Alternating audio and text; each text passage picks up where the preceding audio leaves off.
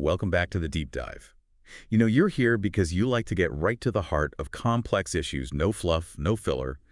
And today we're tackling a topic that's been generating headlines and heated debate for years.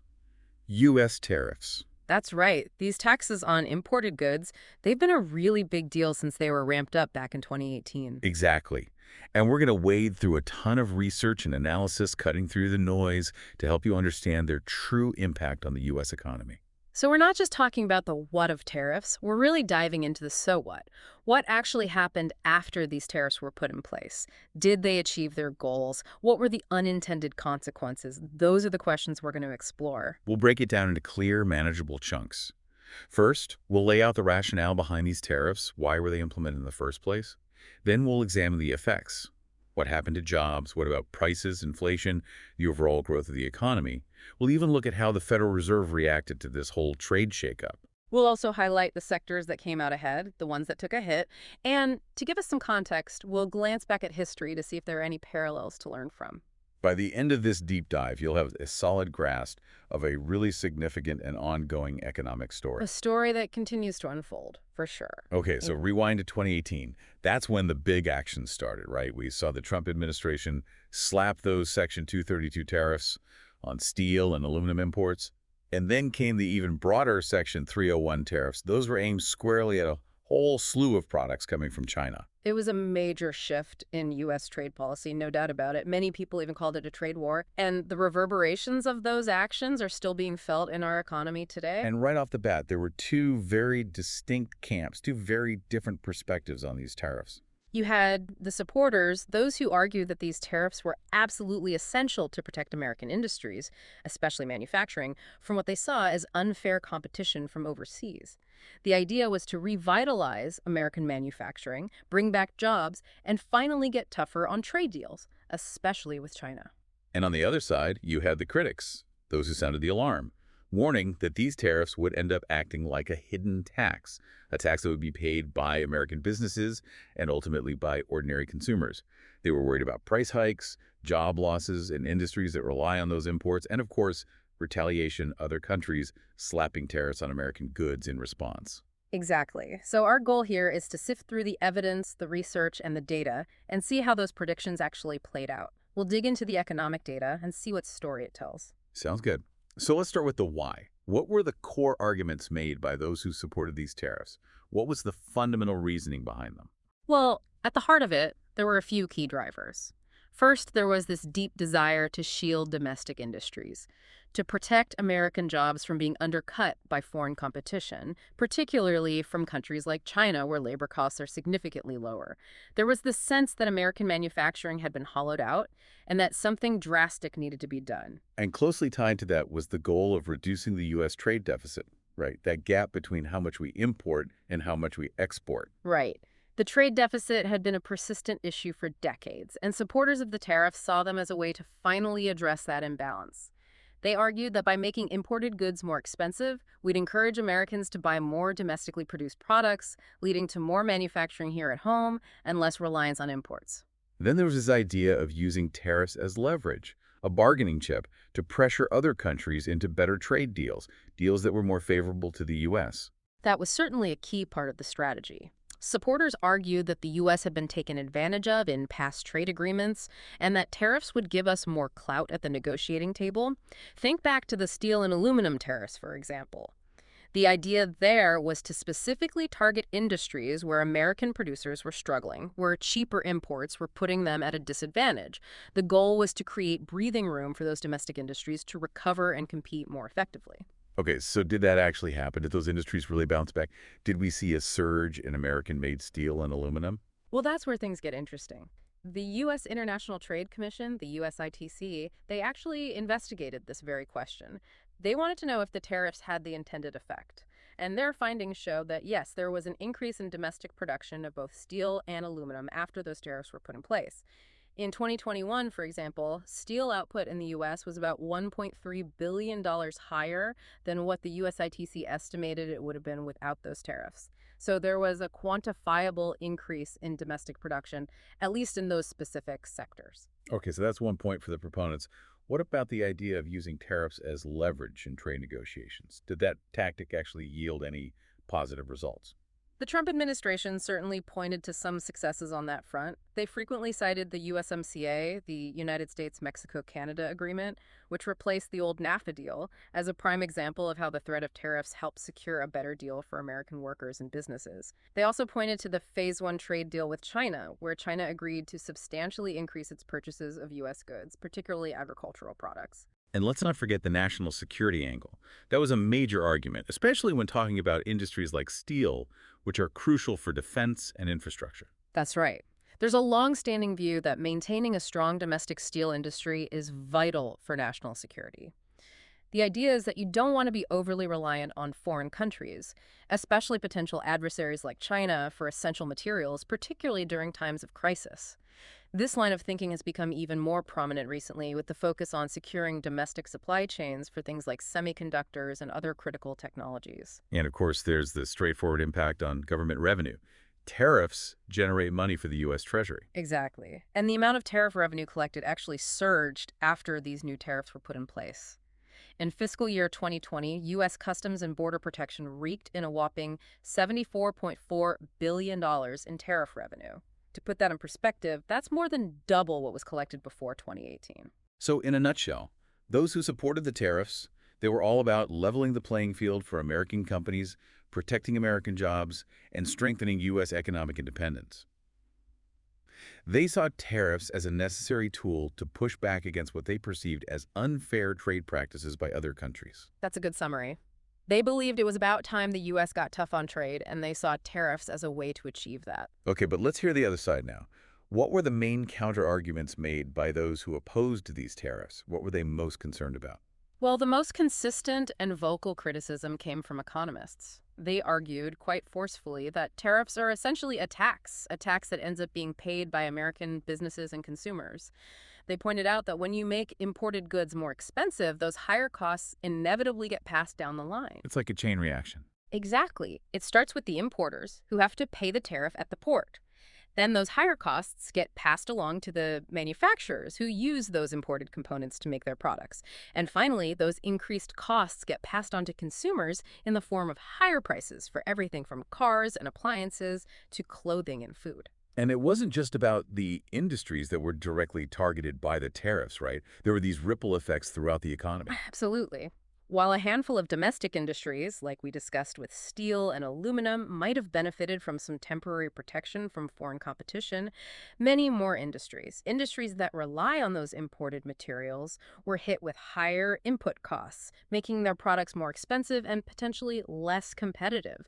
They were essentially caught in the crossfire. And then there's the retaliation factor, right? Yeah. If we put tariffs on goods from other countries, they're likely to respond by putting tariffs on our goods. That's inevitable in a tit-for-tat trade war. And that's exactly what we saw.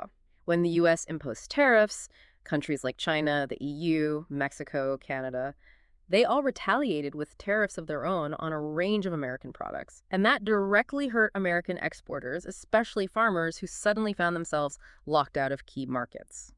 The idea that these tariffs would significantly shrink the U.S. trade deficit, that was also challenged by a lot of experts, right? Yeah, there's a broad consensus among economists that tariffs alone are not an effective way to substantially reduce a country's overall trade deficit. They argue that trade deficits are primarily driven by these larger macroeconomic forces, things like the relationship between a nation's savings and investment rates, the strength of its currency, and overall global demand. Trade policy plays a role, but it's not the whole story. And the data seems to bear this out. Despite all the tariffs that were implemented, the U.S. trade deficit actually hit an all-time high in 2020, so it didn't really achieve that goal. Okay, so higher prices for consumers, trouble for downstream industries, no real progress on the trade deficit.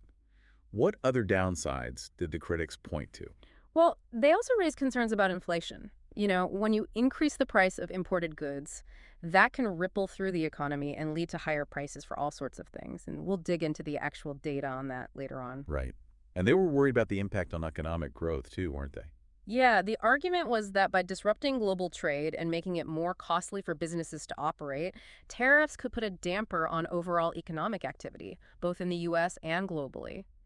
They also stress the fact that tariffs tend to hit lower-income households the hardest because a larger share of their income goes towards buying everyday goods, goods that become more expensive because of the tariffs. So it's a regressive kind of tax, essentially. That's the argument. And finally, they frequently pointed back to history, to the cautionary tale of the Smoot-Hawley tariffs from the 1930s, which many economists believe actually worsened the Great Depression. They use that example to warn against the dangers of protectionism, of getting into these tit-for-tat trade wars that ultimately hurt everyone involved. Okay, so we've heard both sides of the argument. Now let's dive into the nitty-gritty, the actual economic data, and see what happened after these tariffs were implemented. Let's start with jobs and unemployment. We were seeing some pretty low unemployment rates in those years, weren't we? Yeah, the overall U.S. labor market was really strong in the years immediately following the implementation of the tariffs. Unemployment rates fell to levels we hadn't seen in decades. So good news there, right? On the surface, yes. But when you look deeper, you start to see a more nuanced picture. While overall unemployment was low, it seems like those tariffs might have actually shifted jobs around, protecting some jobs in certain industries, but likely leading to job losses in other parts of the economy. Okay, explain that. Where did these job losses occur, and what evidence do we have for that? Well, a study by the Federal Reserve Board looks specifically at the tariffs implemented in 2018 and 2019, and they found a net negative effect on manufacturing employment. Their estimate was a decline of about 1.4% in manufacturing jobs overall, which translates to roughly 75,000 jobs lost. So while there were some gains in the industries that were directly protected, like steel and aluminum, those gains were outweighed by losses in other sectors. So who are the losers in this scenario? Which sectors saw job losses? The study found that industries that used steel and aluminum as inputs, things like automobile manufacturing and construction, they saw job losses because the tariffs made those raw materials more expensive, making their products less competitive. And then, of course, you had industries that got hit by retaliatory tariffs from other countries, like agriculture. Those tariffs made it harder for American farmers to sell their products overseas, and that led to job losses in those sectors as well. Okay, so the intended job gains in a few protected sectors were outweighed by losses in other areas. What about the cost of those jobs saved by the tariffs? We've seen some pretty eye-popping numbers on that, haven't we? Yeah, those numbers are pretty startling. The Peterson Institute for International Economics, they did an analysis and found that in the case of steel tariffs, each steel job that was retained effectively cost American consumers around $650,000. And that's just one example. A similar study on washing machine tariffs found that it cost consumers roughly $820,000 for each appliance manufacturing job that was created. So it's a very expensive way to create or protect jobs. And it wasn't just about jobs being lost outright.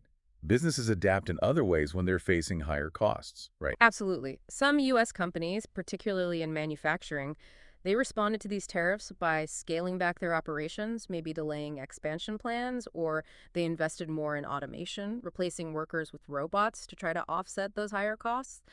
And in the agricultural sector, those retaliatory tariffs on things like soybeans and pork really did a number on American farmers. They had to deal with plummeting prices for their crops, and we actually saw an increase in farm bankruptcies, particularly in the Midwest. So the tariffs really did disrupt a lot of businesses, both in terms of direct job losses and in the way companies had to adapt their operations. The overall employment picture is more complex than just looking at the headline unemployment rate. Exactly. And it's important to keep in mind that many of these effects on employment are very difficult to measure precisely. But the available evidence does suggest that those tariffs probably led to a net decrease in U.S. employment. Okay, let's move on to another key area, prices and inflation. We touched on this earlier, but just how directly did these tariffs contribute to the higher prices that we've all been seeing? It's a very direct link. The basic mechanism of a tariff is that it makes imported goods more expensive. And what we saw is that U.S. importers, the companies that bring in those goods, they largely pass those higher costs onto their customers, which means higher prices for businesses and consumers. In many cases, it was almost a dollar-for-dollar pass-through. So if a product had a 10% tariff slapped on it, its price in the U.S. would go up by roughly 10%. That's what the data suggests. Okay, so let's get specific. Can you give us some concrete examples of how this played out in the real world, how it affected the things people buy every day? Sure, washing machines are a classic example. After those tariffs on imported washing machines were implemented, their prices in the U.S. jumped by about 12% in 2018. And what's interesting is that the prices of dryers, which weren't subject to the tariffs, they also went up by a similar amount. So it seems like domestic manufacturers might have taken advantage of the situation and raised prices across the board. Consumers ended up paying more no matter what. Wow. So it wasn't just the tariff itself. It was also about how companies responded to the overall market dynamics. That's right. And this wasn't just a one-off thing. Economists at JP Morgan estimated in 2019 that the tariffs in place at that time would add about zero point 0.2 percentage points to the overall U.S. inflation rate, so a small but measurable effect. Researchers at the Federal Reserve also found that the tariffs had a noticeable impact on consumer prices. And all of this was happening before the big surge in inflation that we saw more recently, right? Exactly. And those tariffs became part of a much larger and more complex story when it comes to inflation. In mid-2019, even Federal Reserve Chair Jerome Powell acknowledged that the tariffs were highly likely to generate at least a temporary rise in inflation, then claimed the pandemic, supply chain disruptions, pent-up demand, all of that combined to push inflation to levels we hadn't seen in decades. And some economists argue that even partially rolling back those tariffs on Chinese goods could help to ease some of that inflationary pressure. The Peterson Institute for International Economics, for instance, they estimated that removing those tariffs could potentially reduce inflation by anywhere from 0.26 to a full percentage point, so potentially a meaningful difference for consumers. Wow, that's a big range, but even the lower end of that range would be noticeable.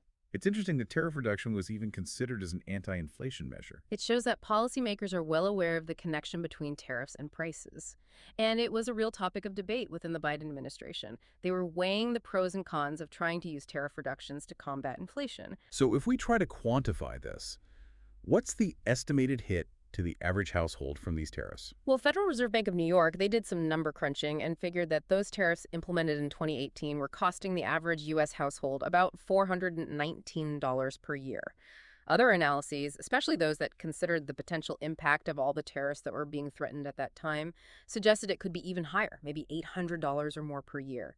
And the Tax Foundation, they projected that those tariffs from 2018 and 2019 could end up adding about $1,900 per year to the average household's tax bill by 2025. So it's not an insignificant amount. Definitely not pocket change. So it seems pretty clear that those tariffs did push prices up, even if they weren't the only factor driving inflation. The bottom line, according to most economists, is that the tariffs nudged inflation higher by somewhere between zero point 0.3 and 1 percentage point. That's the consensus view. It's a relatively small effect in the grand scheme of things, but it's still a cost that's being borne by consumers. Okay, let's shift gears now and look at the bigger picture, the overall impact of these tariffs on the U.S. economy, specifically GDP growth and economic output.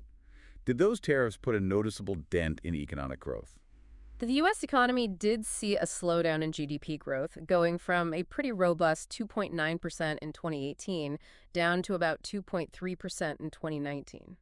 Now, it's important to remember that there were other factors at play during that time. Right, the global economy was already showing signs of weakness, and the Federal Reserve was starting to raise interest rates. Exactly. But most experts agree that those tariffs and the trade war they triggered did contribute to that slowdown.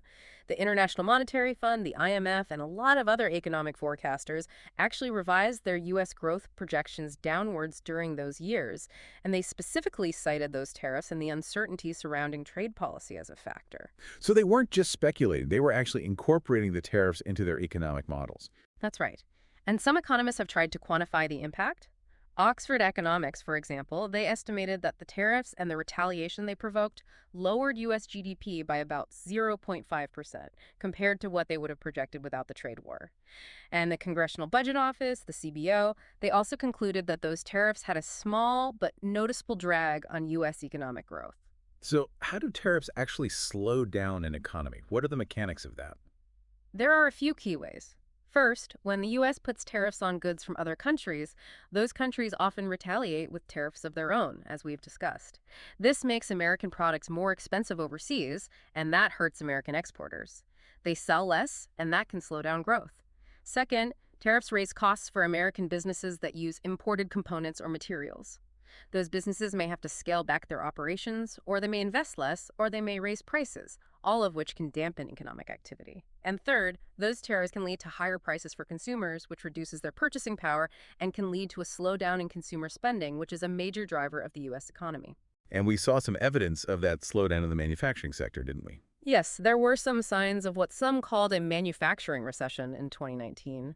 Manufacturing output dipped, business investment weakened, and surveys of purchasing managers showed contracting activity, with those tariffs being cited as a key factor hurting new orders and driving up costs. So all in all, a pretty negative picture for growth. Were there any offsetting positives? Did the tariffs provide any boost to the U.S. economy?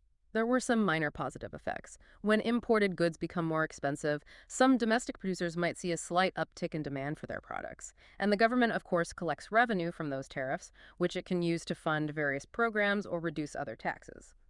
The USITC did find that those Section 301 tariffs on China led to a small increase in the value of U.S. production in the industries directly affected by those tariffs, but those gains were very localized and generally outweighed by the broader negative impacts on other sectors. So not enough to make up for the overall drag on the economy. Exactly, and it's important to think about the long-term consequences. Some economic models suggest that those tariffs could have a lasting impact on U.S. GDP growth. The Tax Foundation, for example, estimated that those tariffs implemented in 2018 and 2019 could reduce long-run U.S. GDP by about 0.7%. Now, that might not sound like a lot, but in the context of a multi-trillion-dollar economy, it represents a significant amount of lost economic output. They also projected that additional tariffs could have a similar negative effect. And those tariffs didn't just impact the U.S. economy, they had global repercussions, didn't they? Absolutely. The trade tensions and uncertainty created by those tariffs contributed to a slowdown in the global economy. The Federal Reserve estimated that the trade war knocked about 0.8% off global GDP by mid-2019. World trade growth actually stalled that year, the first time that had happened since the financial crisis back in 2008. So those tariffs definitely had far-reaching consequences. Okay, so the takeaway here seems to be that most economists view those tariffs as a net drag on U.S. economic growth, probably shaving off somewhere between zero point 0.3 and zero point 0.7 percentage points from what it would have been otherwise. Not a catastrophic collapse, but not a positive either. A definite headwind for sure. Now, one of the big goals of these tariffs was to improve the U.S. trade balance, particularly with China. Did they succeed in that? Did they actually reduce the trade deficit? That's a really interesting question, and the answer is more complicated than a simple yes or no. We did see a decline in U.S. imports from China after those tariffs went into effect. By 2019, imports from China were down about 16% from the year before. And as a direct result, the bilateral trade deficit with China, the gap between what we import from China and what we export to China, that did shrink. It fell from a record $419 billion in 2018 to about $311 billion by 2020. So on the surface, it seems like the tariffs were working. But here's the catch. While imports from China were falling, imports from other countries were rising. So it was like a substitution effect. Instead of buying from China, we were buying from Vietnam or Mexico or other countries. Exactly. We saw a surge in imports from Vietnam in particular. They became a big beneficiary of this trade war. And the overall U.S. trade deficit in goods actually hit a record high in 2018 and stayed at very elevated levels in the years that followed. By 2022, the total U.S. trade deficit, counting both goods and services, blew past $1 trillion. So those tariffs didn't really shrink the overall deficit, they just kind of shuffled it around. So what explains that? Why didn't the overall deficit shrink? Well, a lot of economists argue that the tariffs were simply outweighed by other, more powerful forces in the global economy. Things like tax cuts and increased government spending in the U.S., which boosted demand for imports, a strong U.S. dollar, which made imports cheaper, and relatively weak economic growth in some of our major trading partners. These factors all combined to keep that trade deficit high, despite the tariffs. And those tariffs didn't just affect the flow of goods, did they? They also had an impact on supply chains, those complex networks that companies use to source materials and manufacture products. Absolutely. Those tariffs really accelerated a trend that was already underway. Companies looking to diversify their supply chains and reduce their reliance on China. It wasn't just about avoiding those tariffs, it was also about managing risk, especially after the disruptions we saw during the pandemic. So where did companies go instead of China? We saw a lot of shifting to Southeast Asia, places like Vietnam, Malaysia, and Thailand. Mexico also benefited. And some companies started doing more nearshoring, moving some production closer to the U.S., maybe to Mexico or Central America. But a wholesale return of manufacturing to the U.S., that wasn't really what happened. So those tariffs sort of pushed companies to rethink their supply chains, but it didn't necessarily lead to a big manufacturing boom in the U.S. That's right. And it's worth noting that China's exports to the U.S. actually bounced back in 2021 and 2022 as demand for goods surged.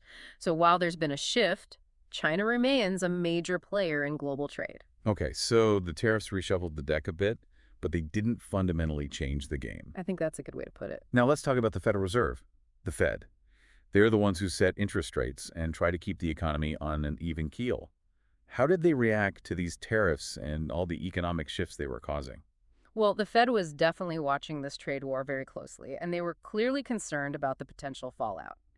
In 2018 and 2019, as those trade tensions were escalating, the Fed started talking more and more about the risks to the economy, specifically trade policy uncertainty, as a major headwind. hmm And they actually changed course, didn't they? They did. In mid-2019, the Fed pivoted and started cutting interest rates. They had been gradually raising rates before that, but they reversed course and started lowering them. That was a big deal. Why did they do that? Well, when they announced that first rate cut in July 2019, Fed Chair Jerome Powell explicitly pointed to downside risks from weak global growth and trade policy uncertainty as the main reasons for the move. They called it an insurance cut, basically a preemptive move to try to cushion the economy against those potential headwinds. And they actually cut rates 3 times in 2019, a total reduction of 0.75 percentage points. So they were basically trying to offset the negative effects of the tariffs with lower interest rates. That's right. They were worried that the trade war would hurt business investment and slow down the economy, so they eased monetary policy to try to counter that. But then, of course, the whole situation flipped in 2021 and 2022 when inflation really took off. Exactly. And the Fed had to slam on the brakes and start raising rates aggressively to try to get inflation under control. And as we discussed earlier, some economists started arguing that removing some of those tariffs could actually help in the fight against inflation by lowering the cost of imported goods. Right.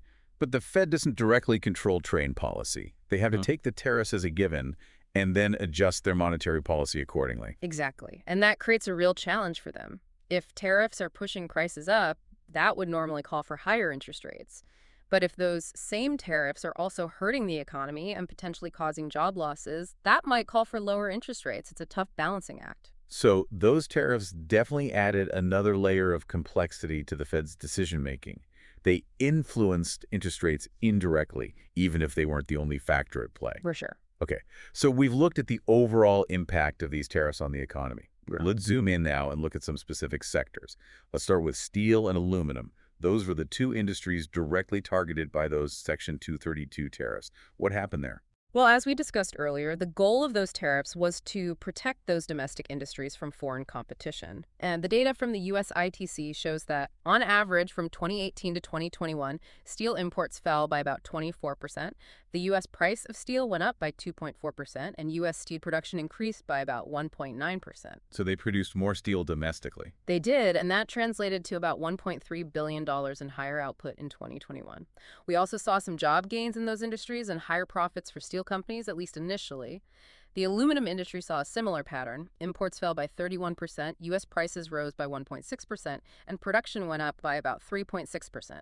They added about $0.9 billion to output in 2021. Okay, so good news for the steel and aluminum producers. But what about all the other industries that use steel and aluminum, the downstream industries? Doesn't they get hurt by those higher prices? They did. Think about car manufacturers, appliance makers, construction companies, anyone who uses steel or aluminum as a key input.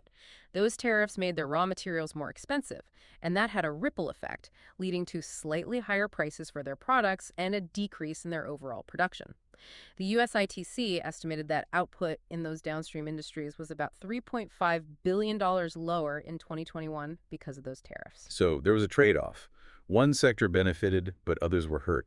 Can you give us some specific examples of how those higher metal prices played out in those downstream industries? Sure. Ford estimated that those tariffs on steel and aluminum added about $1 billion to their costs in 2018 alone.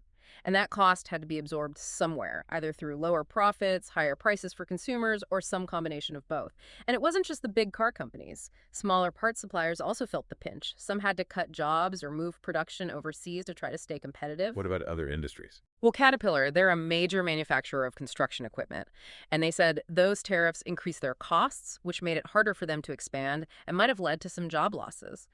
And in the appliance industry, as we talked about earlier, Washer prices jumped after those tariffs, and even dryer prices went up, even though they weren't subject to the tariffs.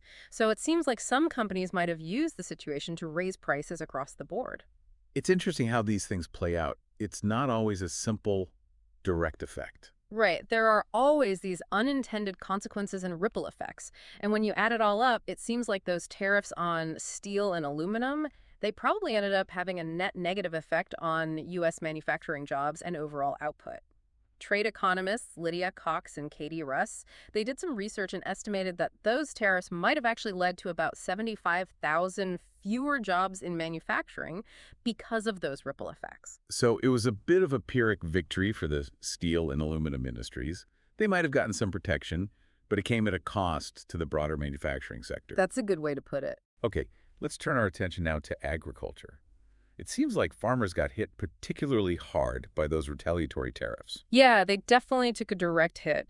When the U.S. imposed those tariffs, China, in particular, retaliated by slapping tariffs on a whole bunch of American agricultural products, things like soybeans, corn, wheat, and pork. And it wasn't just China. Canada, Mexico, the EU, India, they all retaliated with tariffs on U.S. farm goods. And those tariffs basically slammed the door shut on some key export markets for American farmers. Exactly. Take soybeans, for example.